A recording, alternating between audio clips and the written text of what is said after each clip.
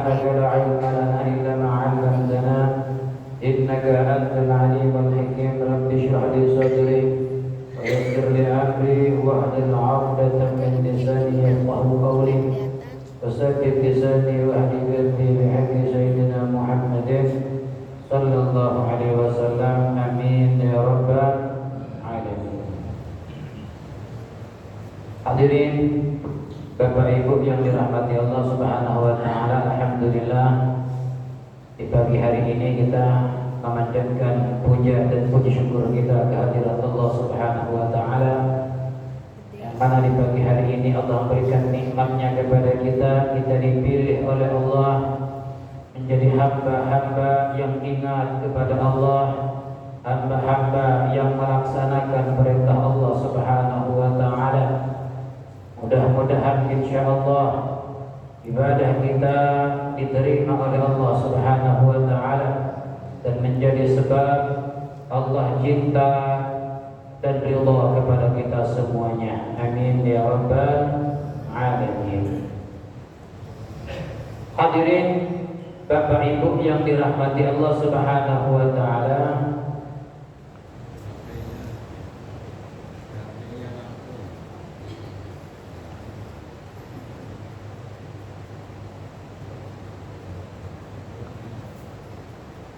insyaallah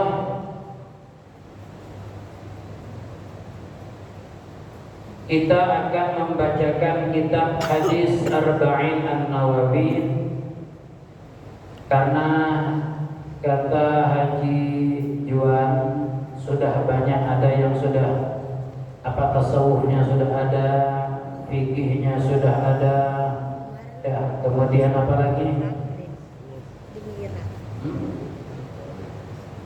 Tauhidnya sudah ada dan kitab-kitab yang lain sebagainya. Kata beliau hadis sudah ada, dan insyaallah kita akan sedikit menjelaskan hadis Nabi Muhammad sallallahu alaihi wasallam. Sebelum kita mulai menjelaskan hadis Nabi, di sini Al-Faqir ingin membacakan satu riwayat yang dikatakan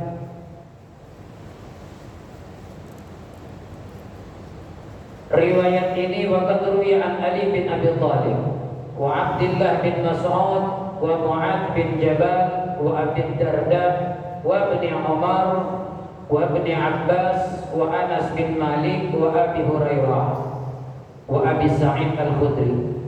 Banyak sekali yang meriwayatkan ini hadis, yaitu Sayyidina Ali, Abdullah bin Mas'ud, Mu'adz bin Jabal sampai Abi Sa'id Al-Khudri meriwayatkan hadis yang mana kata ulama min turuqin katsirat bi riwayatin mutanawwi'ah.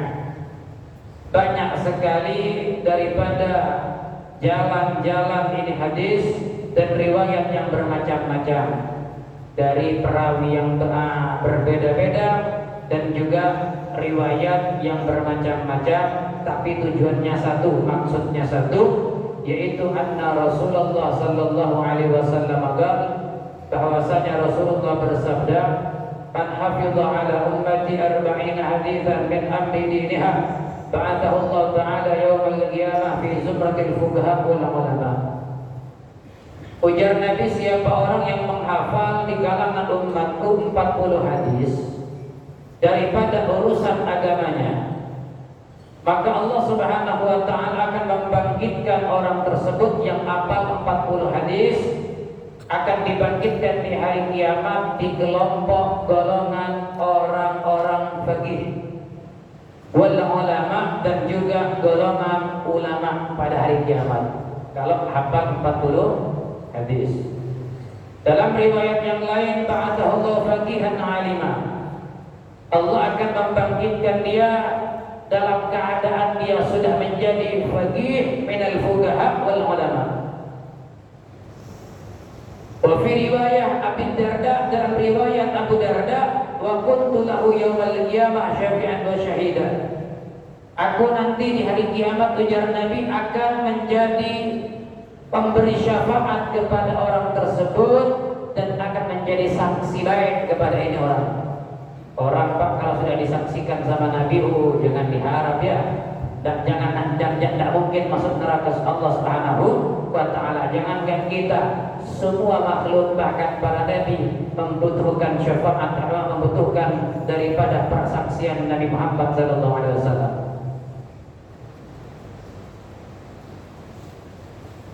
Semua para nabi, mulai zaman Nabi Adam sampai Nabi Isa, mereka membutuhkan persaksian Habibuna Muhammad. Jadi nanti di hari kiamat, umat-umat sebelum Nabi Muhammad itu Pak menuntut kepada Allah, ya Allah, Musa enggak menyampaikan risalah kepada kami.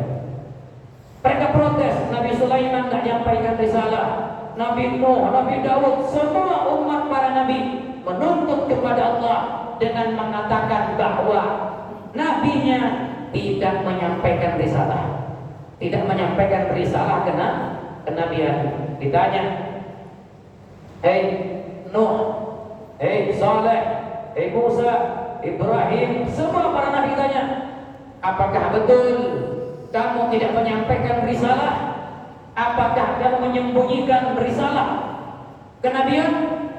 Wahyuku, kata mereka, demi Allah, demi kemuliaan-Mu ya Rabb, kami telah menyampaikan apa yang telah Engkau ajarkan kepada kami. Apakah Allah? Mana saksi kalian? Mana saksi kalian?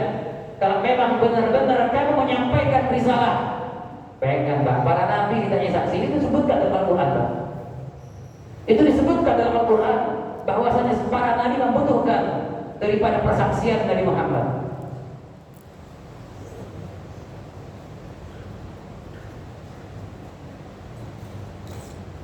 Dalam ayat itu, fakaifa idza ji'na min kulli ummatin bi syahidin wa ji'na bika 'ala haula'i syahida. Lihat bagaimana ketika Rasulullah membayangkan, ketika satu sahabat Nabi Muhammad membacakan Al-Quran sampai kepada ayat yang mengatakan fakaifa idza ji'na min kulli ummatin bi syahidin wa ji'na bika 'ala haula'i syahida. Kemudian Nabi mengatakan hasbuka, hasbuka, hasbuka, cukup wahai sahabat, cukup, cukup, jangan diteruskan. Sahabat memandang Nabi Muhammad, faida ainahu tadrifan, ternyata dipandang Nabi Muhammad sudah meneteskan air mata. Nabi menangis. Kenapa Rasulullah menangis? Nabi membayangkan Pak, bagaimana kejadian nanti di hari kiamat. Kejadian yang begitu dahsyat, semua orang lari daripada saudaranya. Yauma yafirul mar'u min akhihi wa ummihi wa abihi wa sahibatihi wa banihi likulli imrin minhum yawma sya'nun yughnihi. Semua orang lari.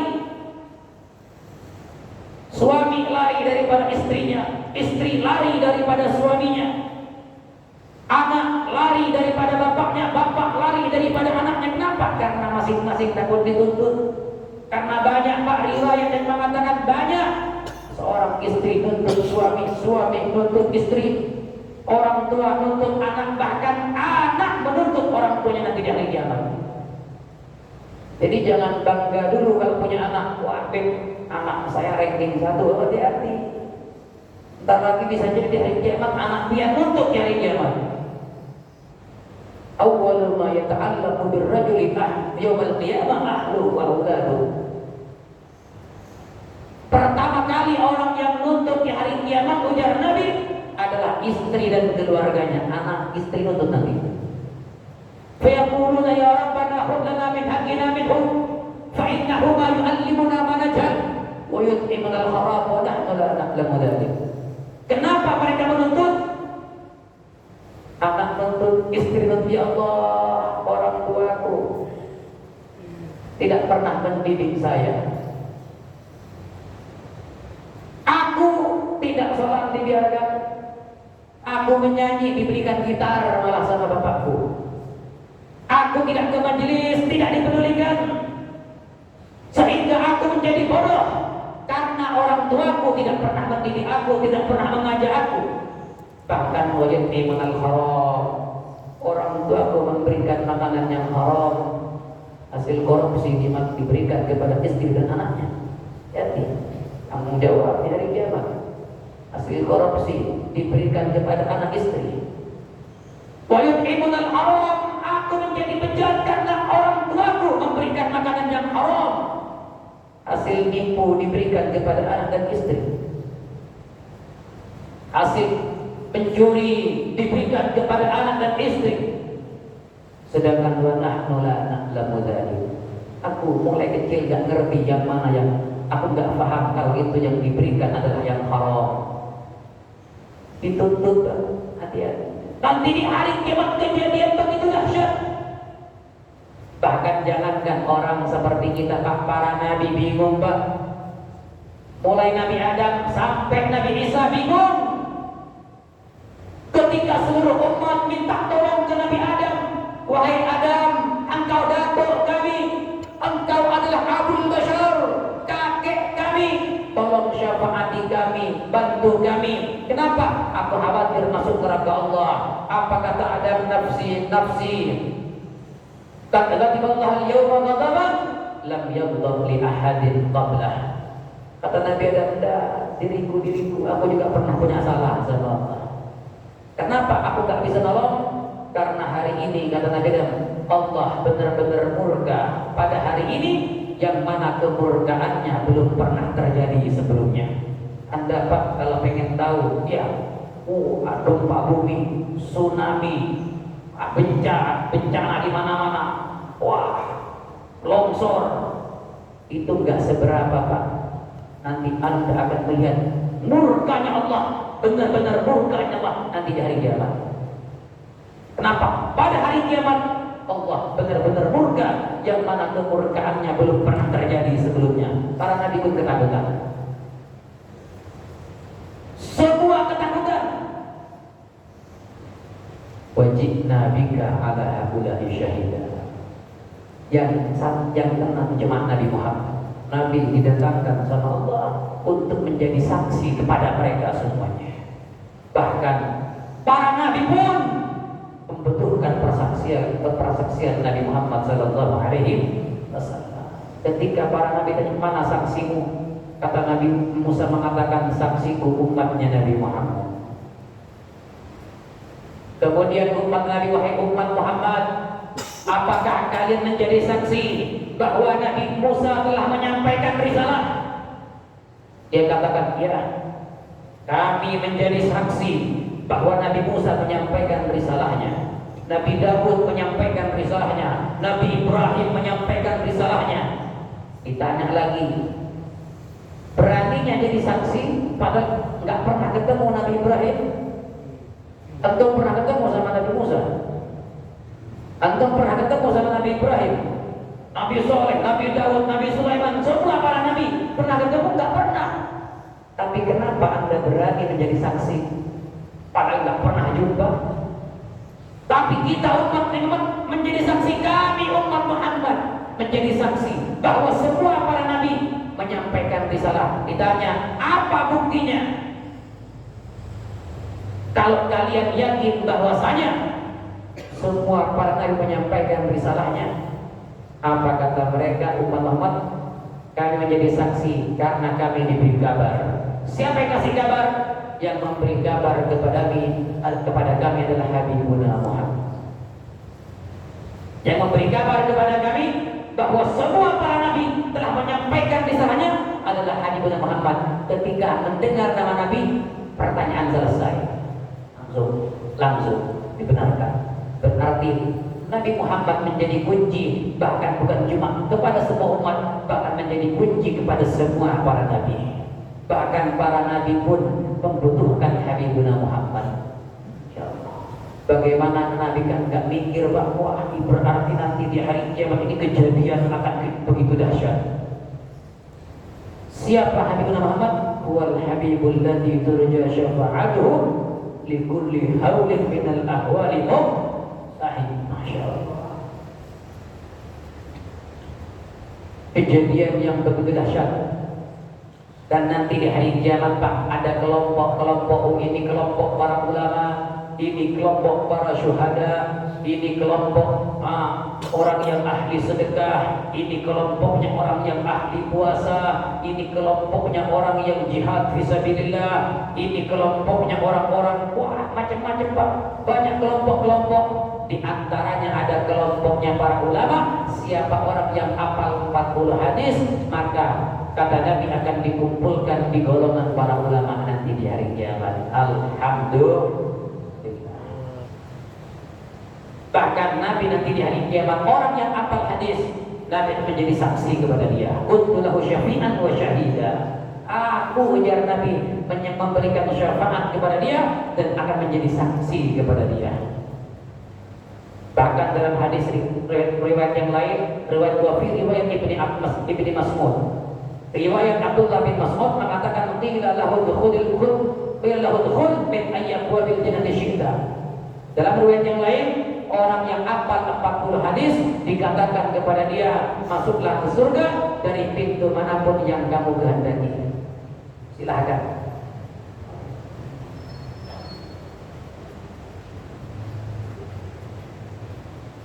Insyaallah mudah-mudahan dengan kita belajarnya hadis Nabi Muhammad SAW, kalau kita juga dikumpulkan bersama para ulama. Amin ya rabbal alamin. Banyak sekali hadirin Bapak Ibu yang dirahmati Allah Subhanahu wa taala, daripada keutamaan orang yang menghafal hadis Habibuna Muhammad sallallahu alaihi wasallam. Dan insyaallah pada saat ini kita mulai satu hadis Rasulullah sallallahu alaihi wasallam dengan harapan kita juga sebagaimana kita mendengarkan kalam Habibuna Muhammad, hadis Rasulullah, nanti di hari kiamat kita bisa mendengarkan langsung ucapan, sabda, perkataan Habibuna Muhammad sallallahu alaihi wasallam. Amin ya rabbal alamin. Al-hadithul awwal, hadis yang pertama. An Amiril Mu'minin Abi Hafsin Umar ibn al-Khattab radhiyallahu ta'ala anhu qala sami'tu Rasulullah sallallahu alaihi wasallam yaqul innamal a'malu binniyat wa innama likulli imri'in ma nawa faman kanat hijratuhu ila Allah wa rasulih fa hijratuhu ila Allah wa rasulih faman kanat hijratuhu lidunya yusibuha aw imra'atin yankihuha فهجرته إلى ما هاجر إليه. رواه إمام المحدثين أبو عبد الله محمد بن إسماعيل بن إبراهيم بن مغيرة بن برديس البخاري الجعفي وأبو الحسين مسلم بن حجاج بن مسلم القشيري النيسابوري في صحيحيهما اللذين هما أصل كتب المصنفة. Hadis yang pertama, An Amiril Mu'minin, daripada Amiril Mu'minin, pemimpin orang-orang beriman. Siapa? Abi Hafs, bapaknya singa. Siapa bapaknya singa? Umar ibn al-Khattab. Umar ibn al-Khattab dijuluki bapaknya singa. Singa itu Pak kan menakutkan ya. Singa itu menakutkan. Siapa yang tidak takut dengan singa? Ya. Tidak ada orang yang tidak takut dengan singa. Ini Pak, bapaknya singa, saking kerasnya singa Umar, singa pun kalah. Ya, besoknya Pak dikatakan, oh ini, kalau ada orang mengatakan, oh ini orang bumul, itu biasa, tapi ini bapaknya bumul, wah dia marah lagi dia. Ini orang pelit biasa, ini bapaknya pelit, ini sangat pelit berarti ini. Arah sudah, ini bapaknya singa sudah. Saking memang kerasnya Sayyidina Umar dan tegasnya Sayyidina Umar bin Khattab.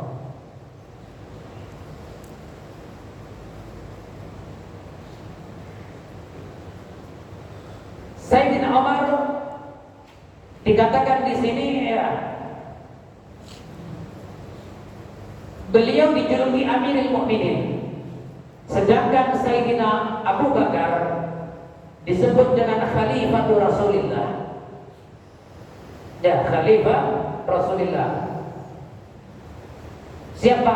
Sayyidina Abu Bakar As-Siddiq. Sedangkan Sayyidina Umar tidak disebut khalifati Rasulullah. Enggak. Tapi sebelumnya dikatakan di sini, Sayyidina Umar pernah berkhutbah ketika jadi Amirul Mukminin, "Ayyuhan nas, antumul mu'minun wa ana amirukum." Wahai segenap manusia, kalian orang yang beriman, sedangkan aku adalah pemimpin kalian. Maka fasummiya Amirul Mukminin, maka diberi nama Amirul Mukminin. Wa kana qabla dzalik yuqalu lahu ya khalifati Rasulillah. Sebelum dikatakan Amirul Mukminin, sebelum dipanggil Amirul Mukminin, Sayyidina Umar dipanggil khalifati Rasulillah. Apa dia khalifatu Rasulillah? Pengganti Nabi Muhammad. Makanya Sayyidina Abu Bakar dikatakan khalifatu Rasulillah, Sayyidina Abu Bakar Siddiq, penggantinya Nabi Muhammad, Abu Bakar. Kemudian ketika Sayyidina Umar diangkat menjadi khalifah, maka dikatakan khalifati Rasulullah, penggantinya Nabi Muhammad. Karena terlalu sulit menyebut dua kali, maka dipanggillah dengan sebutan Amirul Mukminin, lebih memudahkan umat Islam memanggil nama Sayyidina Umar bin Khattab. Bahkan dikatakan beliau walaqabahu bil Faruq, memberikan julukan dengan Al Faruq. Apa itu Al Faruq? Pemisah. Kenapa? Li'anna Allah Ta'ala farraqa bihi bainal haqq wal batil. Karena Allah Subhanahu wa taala memisahkan bihi, dengan adanya Sayyidina Umar, bainal haq wal batil, antara yang hak dengan yang batil. Selama ada Sayyidina Umar, Pak, tidak akan kumpul yang hak dengan yang batil, tidak mungkin. Selama ada Sayyidina Umar, tidak akan ada berbarengan antara yang hak dengan yang batil. Dan Sayyidina Umar ini Pak, fahuwa awwalu man jahara bil Islam, orang pertama kali yang menjaharkan keislamannya. Awalnya Pak Muhammad, para orang-orang Islam saat itu menyembunyikan identitasnya. Kenapa? Bisa dibunuh, diintimidasi. Ya, kalau ketahuan Islam, wah habis nanti. Sembunyi mereka di Darus Safa. Tapi ketika Sayyidina Umar masuk Islam, langsung ditampakkan. Dan itu Pak atas doa Habibuna Muhammad.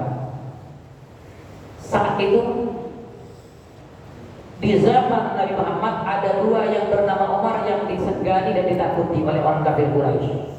Itu siapa? Umar bin Khattab dengan Amr bin Hisham. Siapa Amr bin Hisham? Abu Jahal. Ini orang yang ditakuti Pak, dua ini ya. Abu Jahal, orang yang paling berpengaruh lah bahasa kita, orang yang berpengaruh. Abu Jahal dengan Sayyidina Umar. Maka doanya Nabi, Allahumma a'izzal Islam bi ahabir rajulin ilaik, bi Umar bin Khattab atau bi Amr bin Hisham. Kata Nabi berdoa, ya Allah, muliakanlah Islam dengan salah satu dua laki-laki yang paling kau cintai.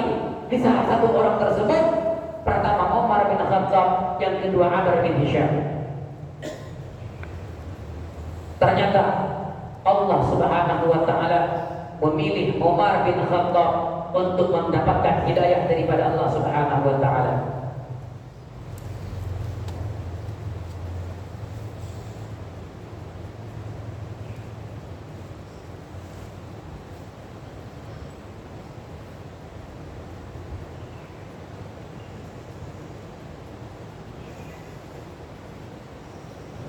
Sayyidina Umar ini hadirin, seorang sahabat yang tidak pernah diam kalau melihat kemungkaran. Wah, kali gak kuat sudah. Begitu melihat kemungkaran selesai sudah. Langsung, langsung ditegur. Nggak pakai enak-enakan sudah. Kalau kita kan, masih tak enak. Sayyidina Umar nggak ada, langsung dilabrak. Kamu begini. Itu Sayyidina Umar. Dan tidak pernah takut kepada siapapun. Bahkan dikatakan sama Nabi, ma salaka Umar fajjan illa salaka syaitanu fajjan akhar. Tidaklah Sayyidina Umar itu Pak lewat di satu jalan kecuali setan lewat jalan lain. Tidak mau Pak berpapasan dengan Sayyidina Umar. Kalau lihat yang lain Pak dikerumuni sama setan, kalau lihat Seandainya dibuka azan Allah hijab ini, maka mungkin satu orang itu ratusan, mungkin ribuan setan yang bergelantung di kita ini dan mengganggu kita. Tapi Sayyidina Umar, setan pun tidak berani melewati jalan yang di jalan tersebut pernah diatur lewat Sayyidina Umar bin Khattab.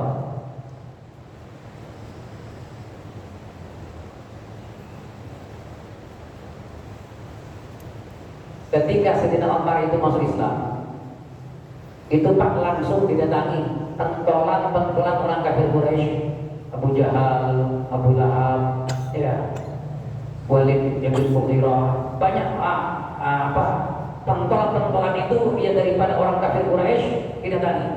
Hei Abu Jahal, tahu tak Umar masuk Islam? Betul.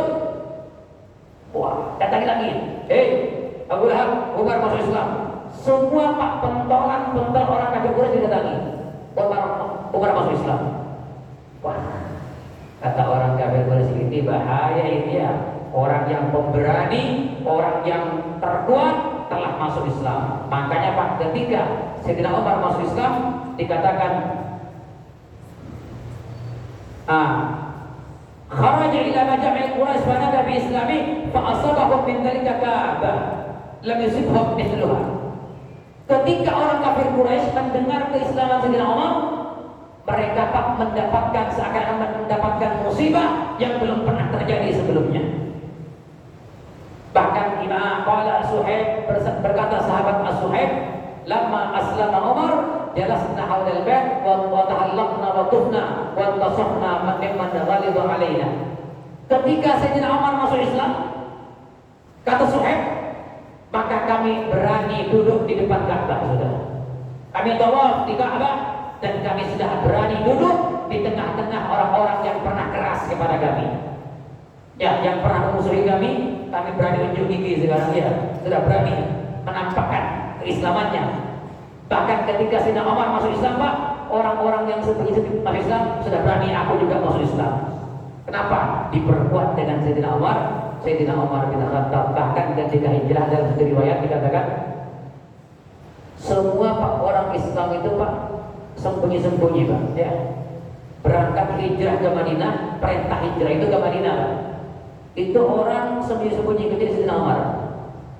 Nabi aja malam hari hijrahnya. Nabi berangkatnya malam hari. Sayyidina Umar siang bolong. Itu Pak naik onta, itu pun lewat di depan pentolan pendekar kafir Quraisy Pak. Lewat di depannya. Orang kafir Quraisy, tahu tak hari ini Umar mau kemana? Umar mau hijrah ke Madinah. Ya, Umar ini mau hijrah ke Madinah. Yang kepengen anaknya jadi janda, anaknya jadi yatim, istrinya jadi janda, halangi Umar. Ya, kalau kepengen anak kalian jadi yatim, istri kalian mau jadi janda, halangi Umar. Mikir dua kali Pak orang kafir Quraisy, wah bahaya ini ya. Ya sudah, gila. Ini menghadapi Umar ya sama saja bunuh diri kan. Ayatnya nggak ada berani orang yang menghalangi Sayyidina Umar siang-siang Pak. Kalau biar Pak ya habis itu sebenarnya. Dibunuh bujuran sama orang kafir Quraisy Sayyidina Umar bin Khattab.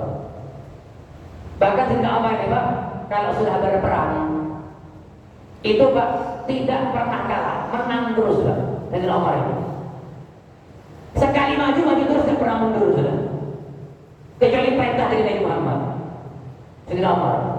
Dan ketika berperang Pak, orang yang menjadi musuhnya Sayyidina Umar pernah ditanya sama sahabat, wahai Umar, kenapa sih kok kamu selalu menang berperang? Setiap orang yang berduel dengan kamu, yang berperang dengan kamu pasti mati. Karena ketika aku berperang berhadapan dengan musuh, maka saat itu aku yakin menang dan musuh yakin mati. Makanya Pak orang itu kalau sudah berhadapan dengan orang yakin mati sudah itu. Cuma karena gengsi aja mau mundur. Gengsi mau mundur, padahal yakin mati. Wah, itu salah musuh kita ini. Ketika berhadapan dengan Sayyidina Umar, pasti mereka yakin pasti mati sudah. Sayyidina Umar bin Khattab luar biasa.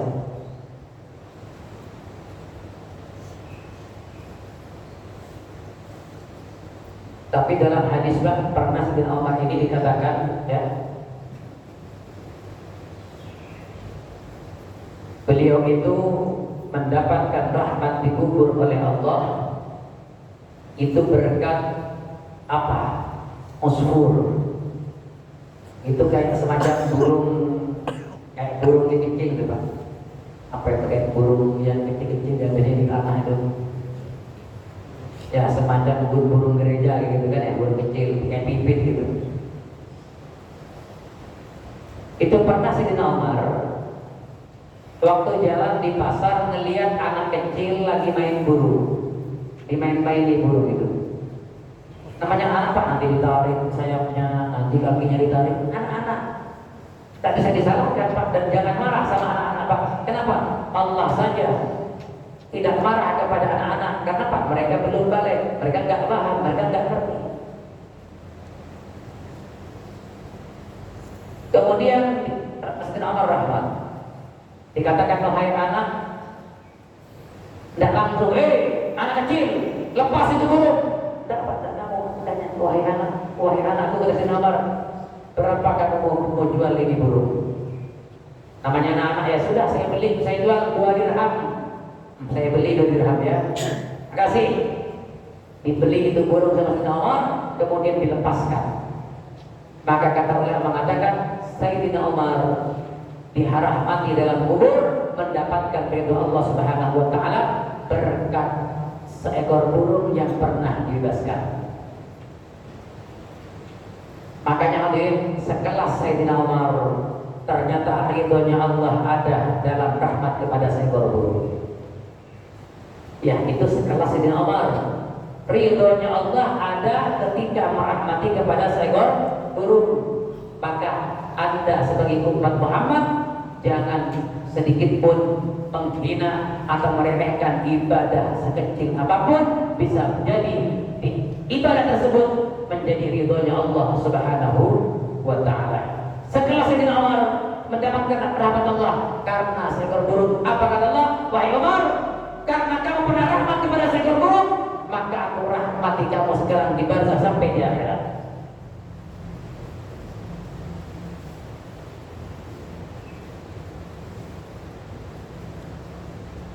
Ini Pak, kalau kita cerita Sayyidina Umar bin Khattab panjang Pak ya, panjang sekali.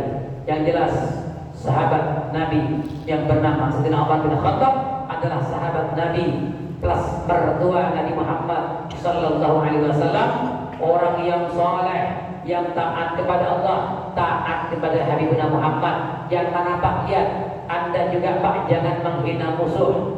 Bisa jadi musuh yang Anda jadi hina, nanti di kemudian hari menjadi orang yang paling membela Anda nanti di kemudian hari. Lihat Pak, Sayyidina Umar ini Pak adalah orang yang ingin membunuh Nabi Muhammad, orang yang paling ingin membunuh Rasulullah, tapi apa yang terjadi? Bahkan menjadi orang yang paling membela mati-matian Nabi Muhammad SAW. Oleh sebab itu hadirin, kalau ada orang memusuhi kita, jangan Anda memusuhi dia, jangan.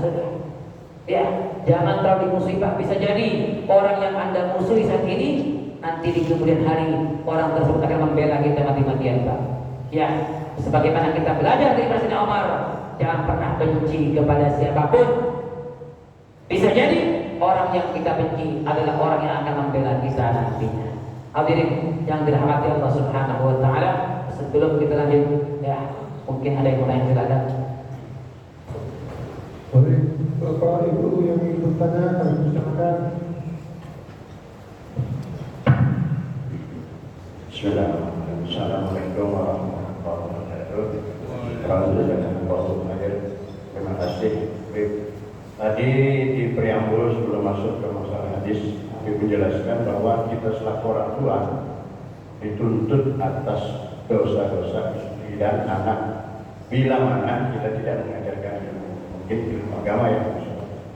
Nah, pertanyaannya bagaimana kalau kita sudah berusaha diri, baik istri maupun anak, bahkan kita datangkan guru-guru agama untuk memberikan pelajaran, tapi ternyata dalam kesehariannya masih juga misalnya ada dosa-dosa yang dilakukan oleh anak atau oleh istri.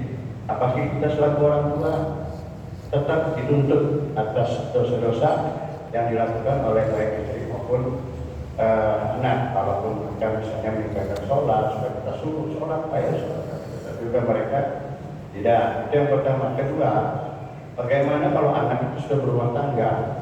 Apakah kita selaku orang tua tetap juga diminta tanggung jawab atas anak yang sudah berkeluarga? Kalau mereka berkeluarga. Mungkin ada dua pertanyaan itu. Terima kasih. Assalamualaikum warahmatullahi wabarakatuh. Waalaikumsalam warahmatullahi wabarakatuh. Adapun pertanyaan yang pertama, kalau kita sudah mendidik anak dengan maksimal, kita ajarkan kepada dia bagaimana ilmu Nabi, akhlak Nabi, bahkan kita madrasahkan, kita pesantrenkan, namun masih rusak, maka orang tua lepas daripada tanggung jawab nanti di hari kiamat. Ya, lepas tanggung jawab. Sama dengan istri juga begitu, seorang suami harus juga menekan istrinya untuk mendidik istrinya keluar tanpa kerudung, nasihati terus, didik, jangan sampai bilang sama istri antum, misalnya, istriku, kamu berarti gak sayang sama suamimu. Kenapa? Kalau kamu keluar rumah tanpa kerudung, nanti suamimu yang akan masuk neraka Allah Subhanahu wa taala karena kamu tanggung jawab saya. Harus dididik bagaimana, dibuat mengerti, jangan dibiarkan. Ya, seorang istri bermaksiat, seorang anak bermaksiat, terus didik mereka, jangan sampai lepas. Kalaupun misalnya kita sudah berusaha maksimal, ya, bahkan kita sudah capek, ibaratnya sudah habis ini dari kita, bahkan kita datangkan guru, kita datangkan ustaz untuk mendidik istri anak kita, tetap tidak berubah. Nanti di hari kiamat orang tersebut tidak bertanggung jawab. Artinya dia akan selamat daripada tuntutan mereka. Kenapa? Sudah diarahkan tapi mereka tidak mau.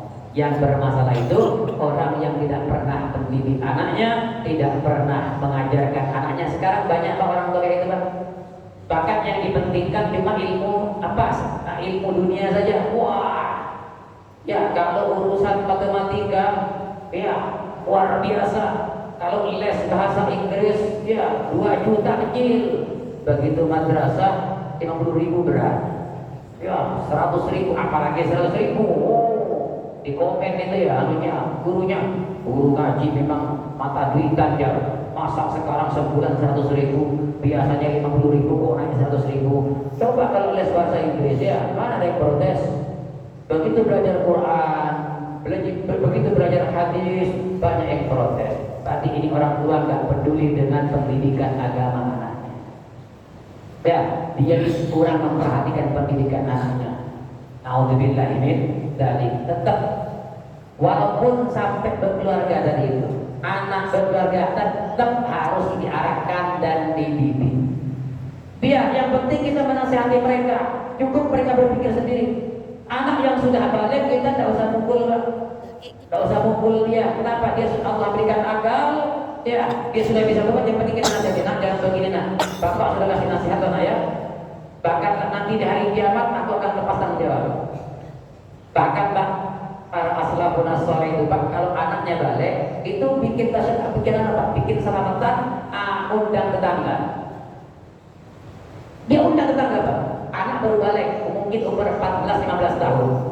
Dikatakan, "Hai kaum muslimin, tetangga teman-temanku, anakku ini sudah balik. Anakku sudah kuajarkan sholat, sudah kudidik sholat, sudah kuajarkan Quran, sudah kuajarkan hadis lengkap. Sekarang saya minta persaksian daripada antum ini sebagai tetangga bahwa aku sudah lepas tanggung jawab daripada anak." Maksudnya, Pak, bukan lepas tanggung jawab begitu saja, bahwasanya sudah mendidik. Kalau toh nanti di hari kiamat anaknya nuntut, banyak saksi sudah ini. Bahwa kenapa orang tuanya sudah mendidik, memang dasar anaknya yang tidak mau berubah. Itu orang-orang dulu, Pak. Itu, Pak, kalau sudah anaknya balik itu, Pak, dikumpulkan, diundang tetangga, saksikan, Pak, ya, bahwa aku sudah mendidik anakku sholat. Ya, kalau kelak di hari kiamat masih nuntut, kalian jadi saksi aku telah mendidik dia. Itu kan diundang. Tidak masalah. Seperti itu bagus, malah dianjurkan supaya apa? Kita khawatir di hari kiamat anak nuntut. Tapi yang jelas, kalau sudah kita didik mereka, maka orang tua sudah nanti tidak lepas sudah lepas tanggung jawab sebagaimana anaknya daripada Nabi Nuh alaihissalam. Sekalipun anaknya Nabi Nuh keluar daripada jalan abahnya, jalan bapaknya, maka Nabi Nuh sudah tidak bertanggung jawab. Kenapa? Karena Nabi Nuh sudah menyampaikan yang hak kepada anaknya. Memang dasar anaknya tidak mau mengikuti orang tuanya. Terima kasih insyaallah. Yang lain mungkin ada lagi. Bapak, Ibu.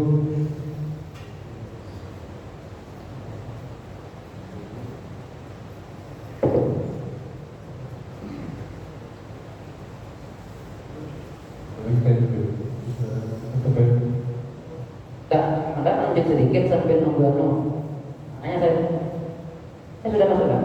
Belum. Tanya, kalau nggak ada tanya jawab, kita lanjut sedikit sampai isyraq. Ya, baik.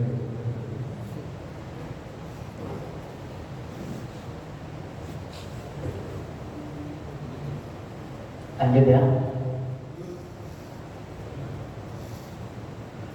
Sebenarnya Pak, saya sudah sering ini sampaikan, sudah sering. Cuma banyak orang yang nggak mau melakukan, artinya tidak mau mempraktekkan. Gampang sekali Bang, mudah sekali kalau mau kita berkorban orang tua itu untuk menjadikan anak menjadi anak yang soleh. Resep dari tadi sudah ada. Anda sudah hafal semua hadisnya. Cuma masih repot anak yang buruk masih gini. Resepnya udah tahu, cuma nggak dipraktekkan. Saya yakin pian hafal ini hadis. Ujar Nabi, "Muru auladakum bis salati wa huwa ibnu sab'i sinin, wadribuhu idza tarakaha wa huwa ibnu asyri sinin." Kata Nabi, anak umur 7 tahun perintahkan sholat 7 tahun. Anak tidak wajib sholat, tapi orang tua wajib perintah. Zuhur, nak sholat perintah. Anak tidak wajib sholat, tapi orang tua yang wajib memerintah. Kapan Anda tidak perintah anak, dosa Anda. Baik umur 7 tahun berapa SD?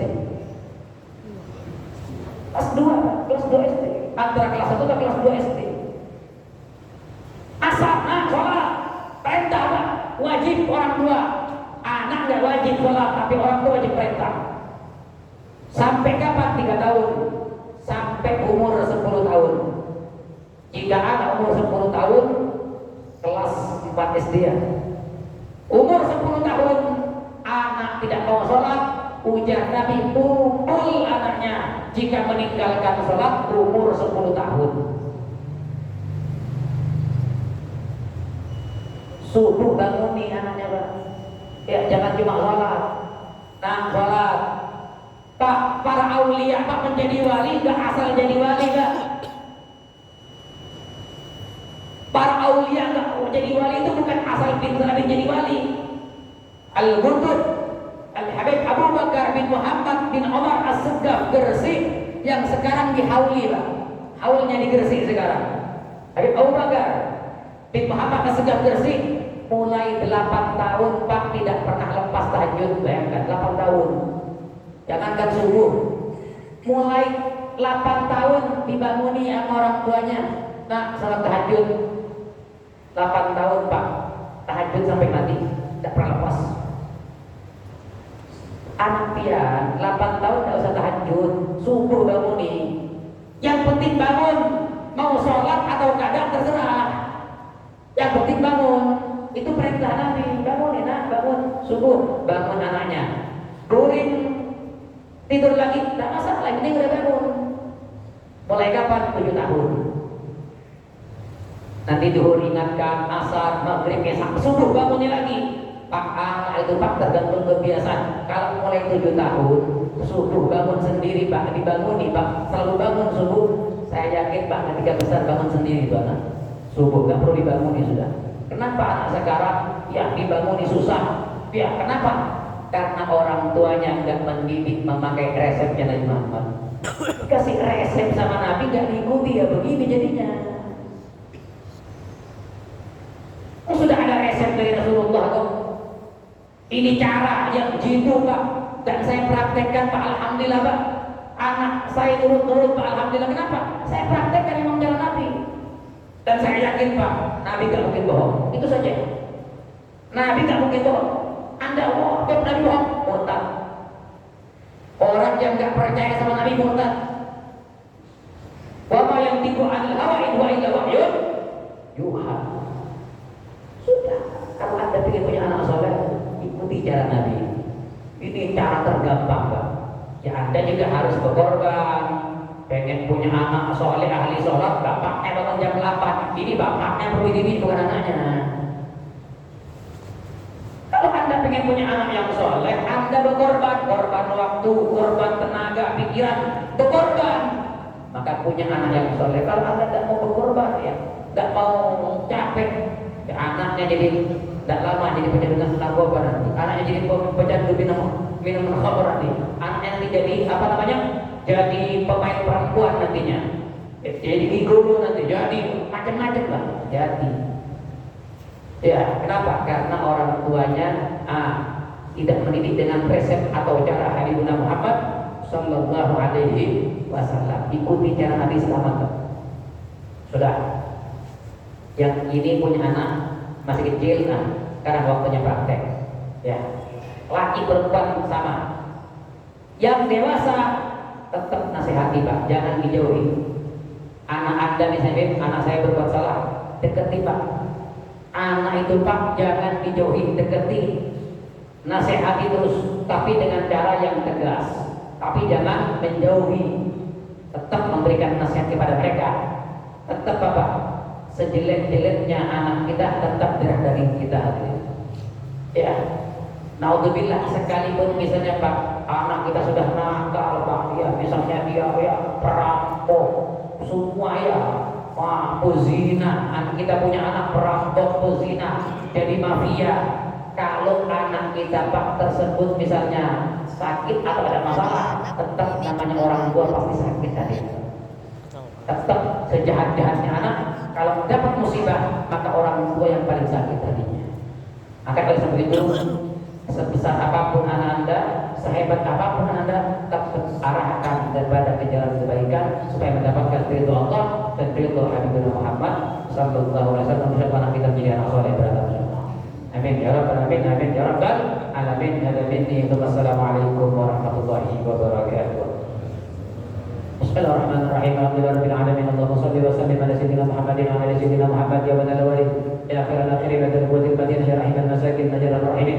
Allahumma ighfir lana dhunubana wa li walidina warhamna rabbana sigara. Allahumma ighfir lana ma qadana ma ta'abbadna wa ma asrarna wa ma a'lana wa ma anta a'lamu bihi minna. Anta taqaddim wa ta'akhkhar la ilaha illa anta. Allahumma zidna wa la tanqusna wa akrimna wa la tuhinna wa a'tina wa la tahrimna. Athirna wa la tuthir 'alaina wa ardina wa radana. Allahumma ahdith baina qulubina wa aslih dhata bainana wa ahdina subul salam wa najina min adh-dhulumati wa barik lana fi asma'ina wa basarina qulubina wa zawjina wa dhurriyyatina wa tub 'alaina innaka antal tawwabur rahim. Rabbana atina fid dunya hasanah wa fil akhirati hasanah wa qina adzabannar. Sallallahu alaihi wa sallam Muhammadin wa ala alihi wa sahbihi.